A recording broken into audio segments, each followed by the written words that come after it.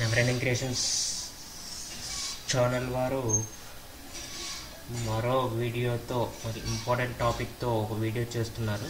ఇందులో main important topic competitive exam. ఇది ఏంటంటే పంచాయతీ సెక్రటరీలో ఒక ఇంపార్టెంట్ టాపిక్ చూద్దాం. దీన్ని evolution of Panchayati Raj system. Evolution of Panchayati Raj సిస్టంలో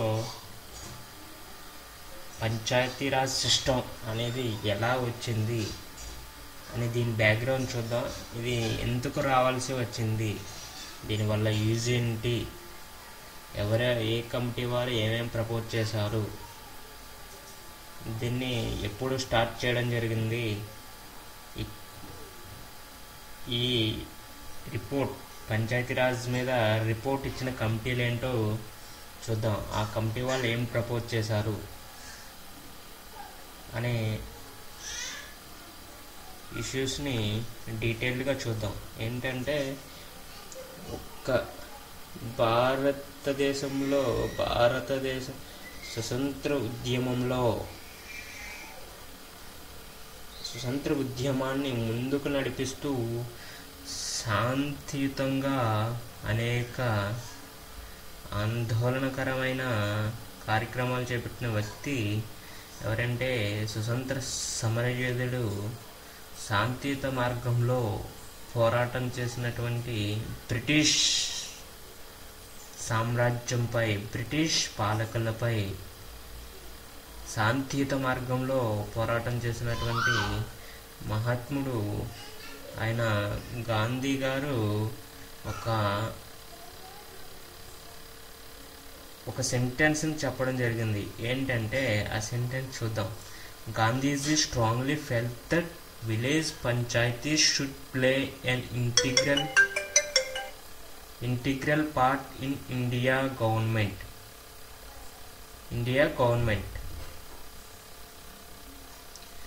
ఇంటి పంచాయతీరాజ్ అనేది ఒక ముఖ్యమైన పార్టీది ఇండియన్ గవర్నమెంట్లో. దీనివల్లే రూరల్ డెవలప్మెంట్ జరుగుతుంది అనే ఉద్దేశాన్ని ముందుకు తీసుకురావడం జరిగింది.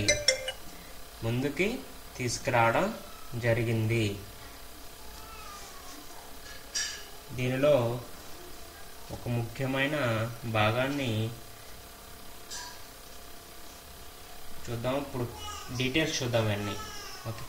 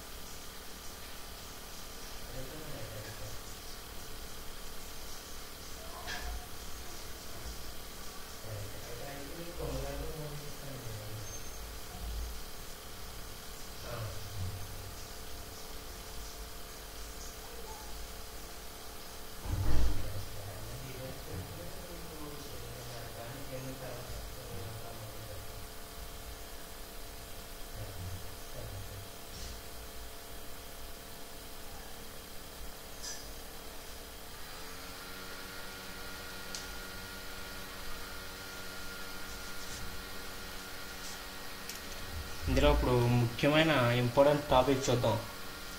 అవి ఏంటంటే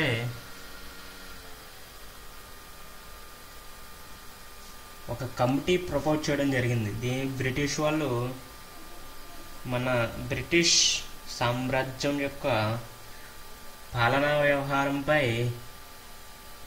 చాలా అసంతృప్తితో ఉన్నటువంటి మన వాళ్ళు కొన్ని కారణాల వల్ల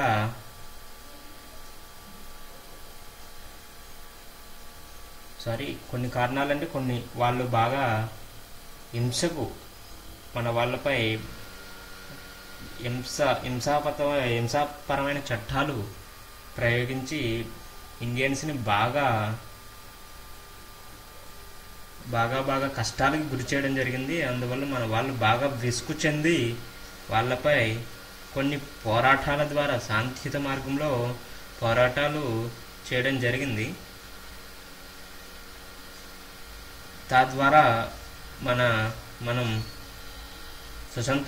స్వతంత్రాన్ని బ్రిటిష్ వాళ్ళ నుండి స్వతంత్రాన్ని పొంది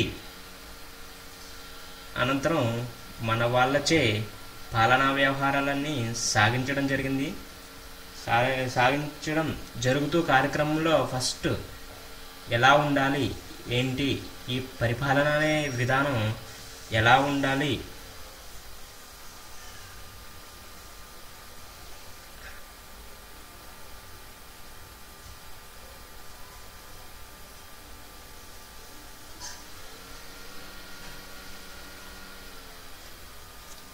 చూద్దాం. ఇప్పుడు దానిలోనే భాగంగా పంచాయతీరాజ్ వ్యవస్థ ఎలా ఉండాలి, దానిలో పీపుల్కి ఏం ప్రొవైడ్ చేయాలి, ఈ పంచాయతీరాజ్ వ్యవస్థ ఎలా అభివృద్ధి చెందాలి, ఒక ముఖ్యమైన ఇంపార్టెంట్ పాయింట్ కూడా మనం ఇప్పుడు చూడడం జరిగింది. ఏంటంటే అది ఎవరు ఒక ముఖ్యమైన మరొక వ్యక్తి ఒక మంచి సెంటెన్స్ ఇవ్వడం జరిగింది. ఆ సెంటెన్స్ ఏంటో ఇప్పుడు చూద్దాం. అది దేన్ని బేస్ చేసుకుని ఉంటుందంటే ఇది పంచాయతీరాజ్ అనేది కీ రోల్ ఆ సెంటెన్స్లో.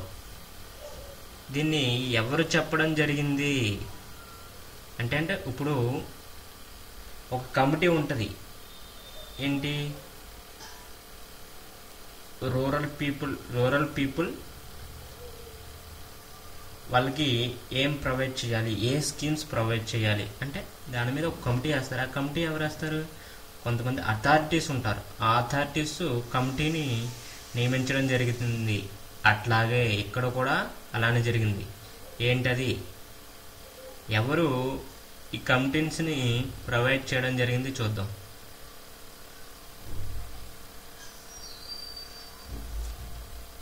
Pandit Jawaharlal Nehru, in his speech, he reiterated that local self-government must be basis of any true systems of democracy. We have got rather into habit of thinking of democracy at the top may not be success unless you build on this foundation from the below. అంటే base నుంచి బాగా build చేయాలి. అంటే ప్రజానికం నుంచి ఇప్పుడు మన దేశం బాగుపడాలంటే ఏం చేయాలి, ప్రజలు బాగా ఉండాలి కింద నుంచి. అట్లానే ఈ కింద అంటే ఇక్కడ బాటంలో ఏముందంటే పంచాయతీరాజ్ వ్యవస్థ. అది పీపుల్కి సేవ చేసే వ్యవస్థది. కింద నుంచి బాగా ఉంటేనే, బేస్ బాగా ఉంటేనే మనకి టాప్ అన్నది హయ్యర్ లెవెల్లో ఉంటుంది అనే విషయాన్ని పండిట్ జవహర్లాల్ నెహ్రూ గారు ఈ సెంటెన్స్ని ఇవ్వడం జరిగింది. ఇప్పుడు చూద్దాం ఏంటి, ఇండియన్ యాక్ట్ పంచాయతీరాజ్ వ్యవస్థలో ఇండియన్ యాక్ట్ 1935. ఈ యాక్ట్ ఏంటి, దీని యొక్క ప్రధాన ఉద్దేశం ఏంటి, ఎందుకు ఇది, దీనివల్ల యూజెస్ ఏంటి చూద్దాం.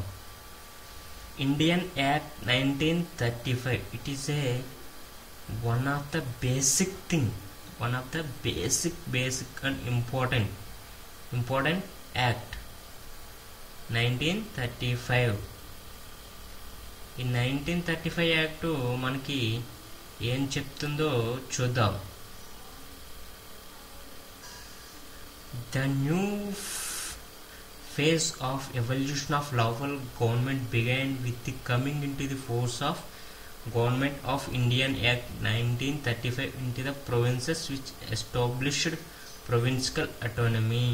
New phase of evolution of local government ఏంటి, బ్రిటిష్ పాలకులు అయిపోతూ ఉంది అంటే మన భారతదేశ వాళ్ళు స్వయంగా పరిపాలన చేసుకునే వ్యవస్థలో భాగంగా గవర్నమెంట్ డెవలప్ అవుతుంది, ఫస్ట్ ఫేజ్లో ఉంది. దీంట్లోనే భాగంగా ఇండియన్ యాక్ట్ 1935 అనేది చెప్పడం జరిగింది. నెక్స్ట్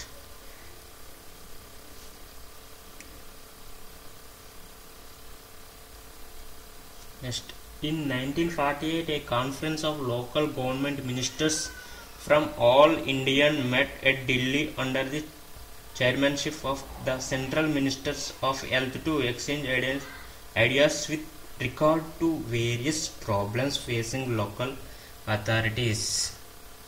1948లో ఒక మీటింగ్ జరిగింది. దీనికి హెల్త్ మినిస్టర్ అనేవాళ్ళు హెడ్గా ఉండి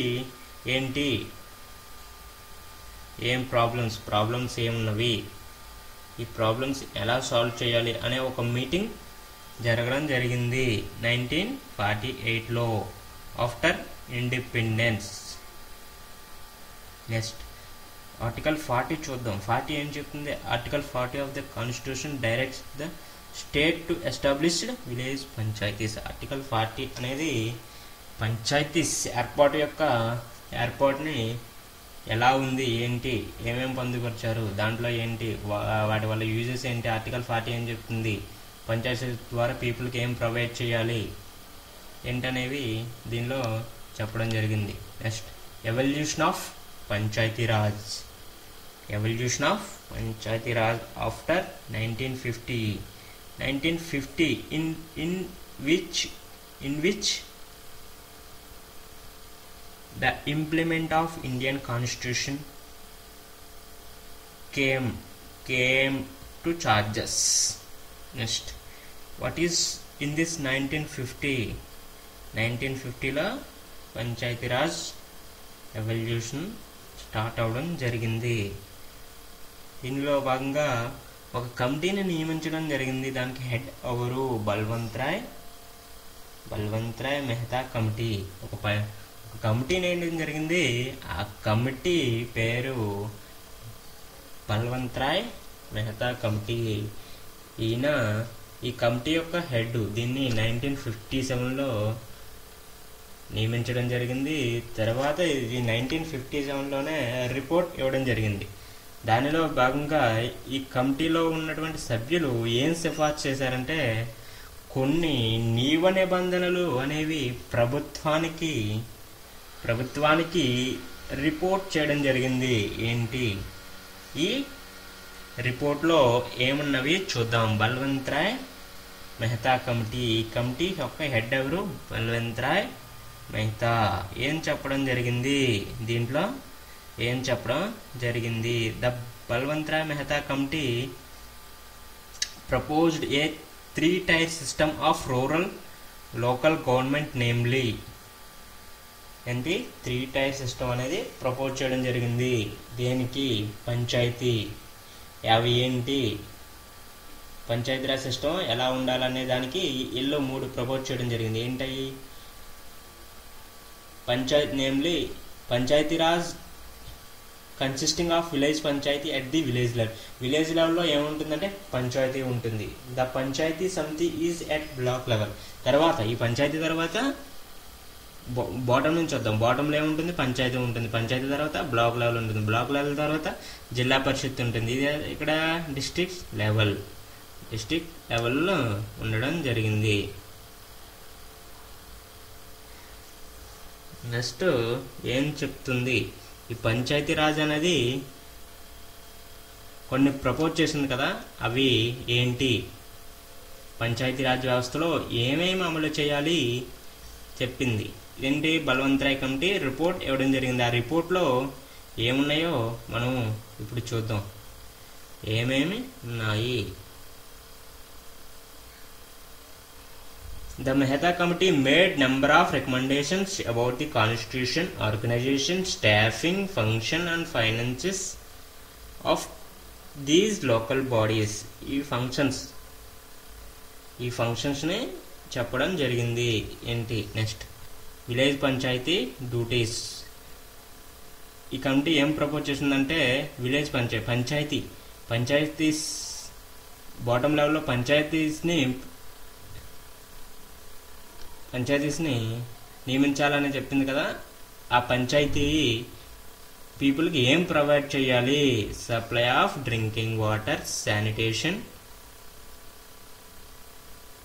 sanitation, maintenance of public streets, drains, tanks, lighting of streets, land management, maintenance of roads, bridges, సూపర్వైజేషన్ of schools, welfare of backward classes. వాటర్ని సప్లై చేయాలి, శానిటేషన్ చూడాలి, బాగా స్ట్రీట్స్ని మెయింటైన్ చేయాలి, డ్రైన్స్ని బాగా క్లీన్ ఉంచాలి, ట్యాంక్స్ని ప్రొవైడ్ చేయాలి, స్ట్రీట్ లైట్స్ని బాగా మెయింటెనెన్స్ చేయాలి, ల్యాండ్ మేనేజ్మెంట్ ఉండాలి, మెయింటెనెన్స్ ఆఫ్ రోడ్స్ ఉండాలి, బ్రిడ్జెస్ని ప్రొవైడ్ చేయాలి, సూపర్వైజేషన్ ఆఫ్ స్కూల్స్ని లోకల్లో ఉన్నటువంటి స్కూల్స్ని ఎలా ఉండాలి, ఏంటి, ఎలా దీన్ని సూపర్వైజ్ చేయాలి, ఏమేం ప్రొవైడ్ చేయాలి, వెల్ఫేర్ ఆఫ్ బ్యాక్వర్డ్ క్లాసెస్, వెనకబడినటువంటి కులాల వారికి వెల్ఫేర్ అంటే సంక్షేమ నిధులు అనేవి ప్రొవైడ్ చేయాలి.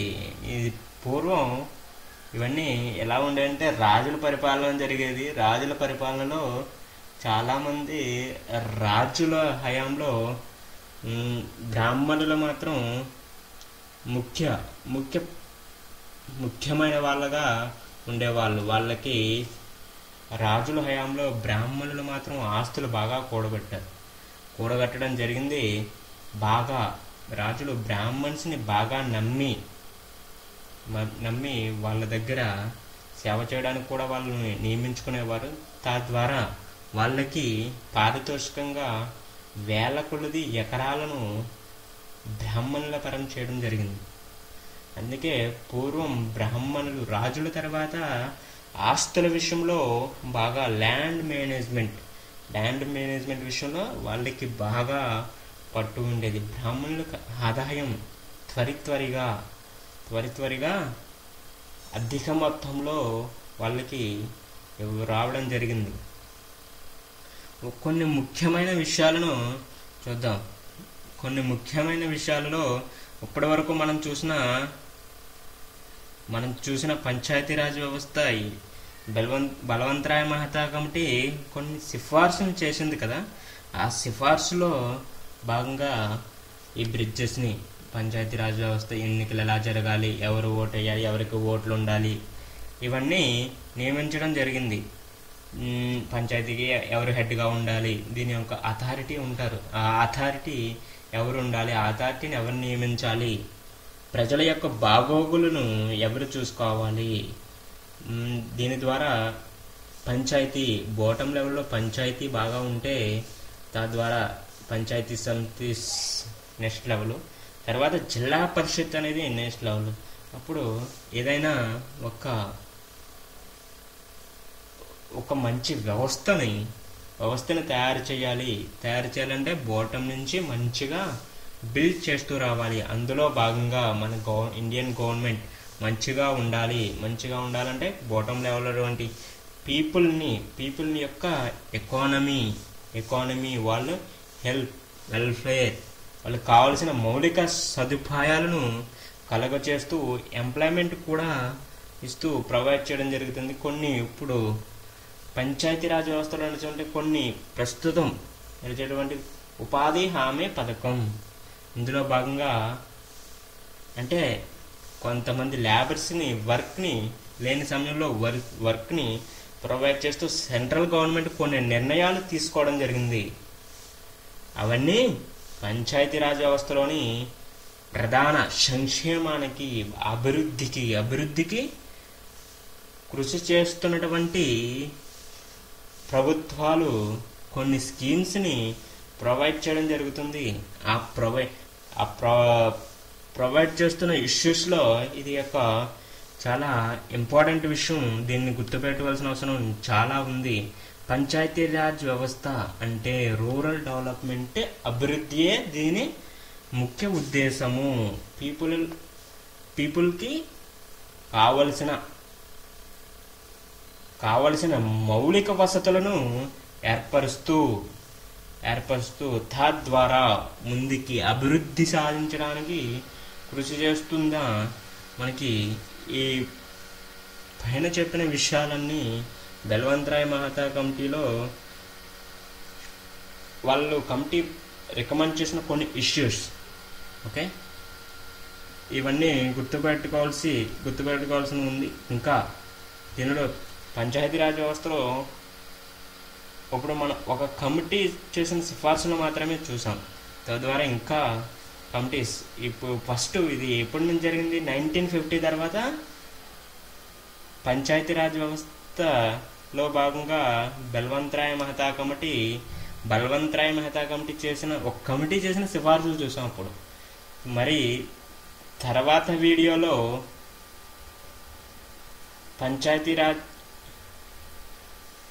పంచాయతీరాజ్ వ్యవస్థ ద్వారా రూరల్ డెవలప్మెంట్ని చేయడానికి ఉద్దేశించిన కమిటీలు ఏం సిఫార్సు చేశాయి, ఎలా డెవలప్మెంట్ చేయడం జరుగుతుంది అనే విషయాలు నెక్స్ట్ వీడియోలో చూద్దాం.